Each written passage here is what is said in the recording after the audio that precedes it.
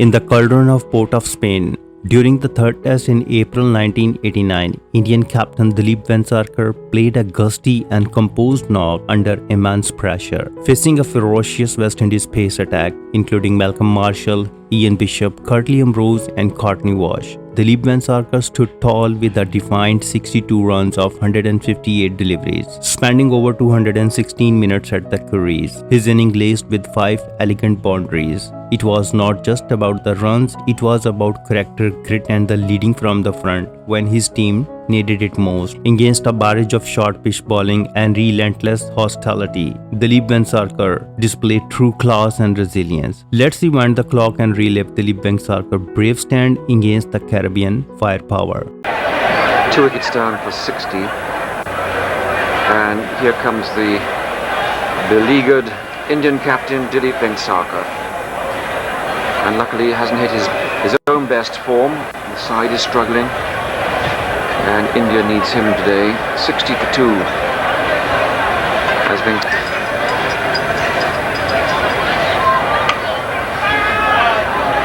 pleasant stroke by Vengsarkar. Atherton the fielder.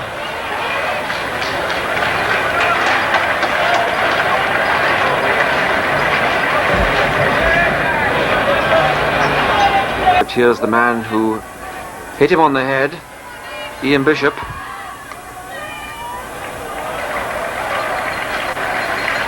Vengsarkar, nicely played on top of that wristy stroke, typically Vengsarkar, and 4 runs.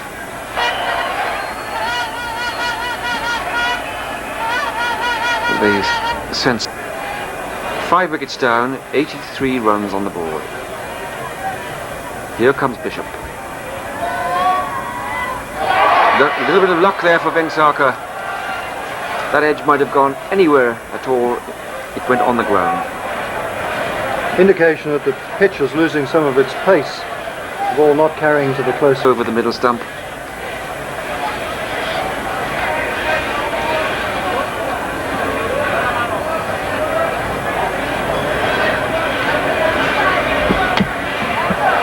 Good shot by Vengsarkar. Just the single.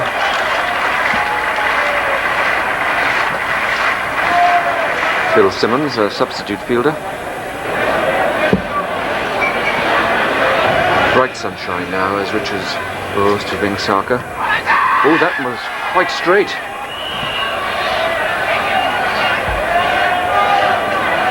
Good shout by Richards. Certainly worth a look at that and worth a shout, I think. And Vengsarkar is just about middle and off. That must have... I can't think why the umpire turned that one down.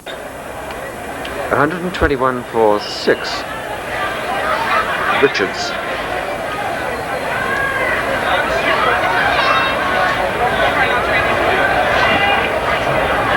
No great spinner of the ball.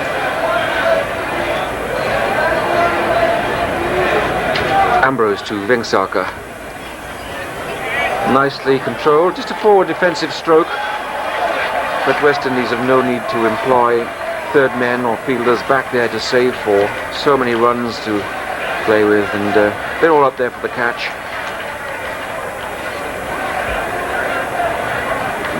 Again, the ball a really thick edge this time, not carrying anywhere near the close fielders, and once it gets through them, well, you've got a chance of getting a boundary because there's nobody back.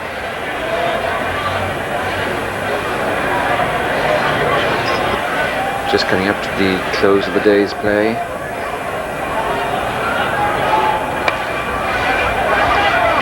Wonderful fielding, beautiful return by Atherton. Always a risk to take a run to his left hand, with a lovely left-handed throw there cover.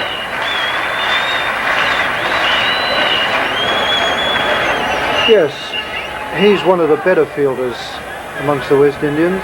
There are no slouches, any of them, but he's such a lithe, athletic chap that anything to his left hand is a danger run.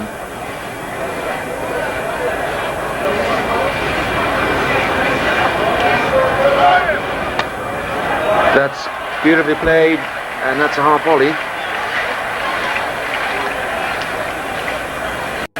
Still not the full force of Vengsarkar's bat, but pleasant stroke.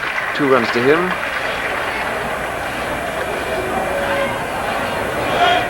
And Vengsarkar's starting to play like we know he can. He's one of the top 5 batsmen in the world, but he hasn't really made his mark on the series here or the one-day internationals. But he's India's last hope. He's really playing a captain's innings.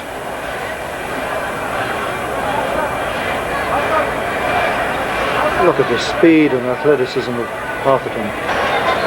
So that's how day 4 ends, with India 161 for 6. They need 270 runs to win, and just those 4 wickets in hand. Vengsarkar has 40, Mori 24. 5th day, and India really looking for respectability more than anything else now. Really uphill battle to save this game, let alone win it. 161 for 6, and with the last 4 wickets, they have to reach a total of 430 just to draw.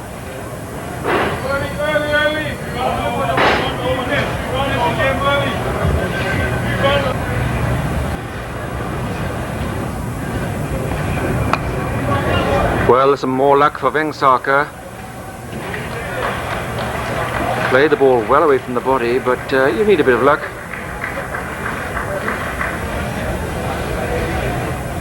Yes, and one would have thought that with so many runs in the bag that the West Indies would have had a more attacking field, put a man there in 3rd, 4th slip maybe.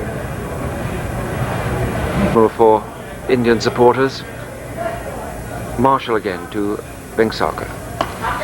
Oh, that's a lovely shot. That really is an exceptional stroke by Vengsarkar. Straight over mid-off, nothing wrong with that, through the ball, and 4 runs.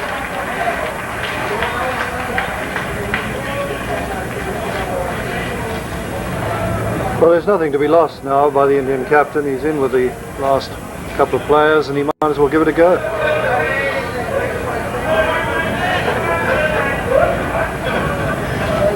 Malcolm Marshall took 5 wickets in the first innings. Into 17 runs.